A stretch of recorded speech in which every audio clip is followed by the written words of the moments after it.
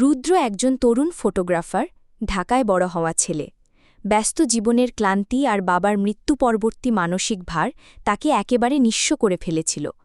একদিন হঠাৎ বাবার পুরনো ডায়েরিতে একটি জায়গার নাম চোখে পড়ে, সীতাকুণ্ড, যেখানে আমি শান্তি খুঁজে পেয়েছিলাম।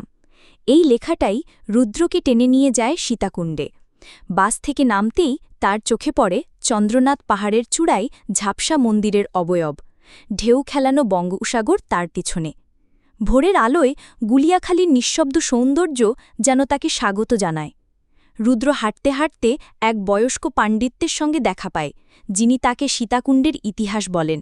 আরাকানিদের রাজত্ব, পর্তুগিজদের আগমন, মুঘলদের বিজয়, মুক্তিযুদ্ধের বীরত্ব। একটা জায়গায় এসে পাণ্ডিত থেমে যায়। এই যে দেখছ কুণ্ডটা, এটাই সীতা স্নান করেছিল বলে শোনা যায়।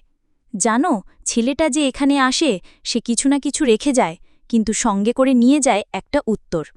রুদ্র রাতে চন্দ্রনাথ মন্দিরে বসে। পাহাড়ের চূড়ায় বাতাসে ভেসে আসে বাবার গলা, ভালোবেসু প্রকৃতিকে, তবেই আল্লাহকে অথবা ঈশ্বরকে চিনতে পারবে। সে বুঝে ফেলে এই সফর ছিল উত্তর খোঁজার জন্য নয়, বরং নিজের ভেতরের প্রশ্নগুলোকে সম্মান জানাবার জন্য। সীতাকুণ্ডের ভোর তাকে বদলে দেয়। সীতার ছোঁয়া এখনও এই কুণ্ডে আছে। শান্তি এখানেই ছিল, শুধু খুঁজে পেতে সময় লেগেছে।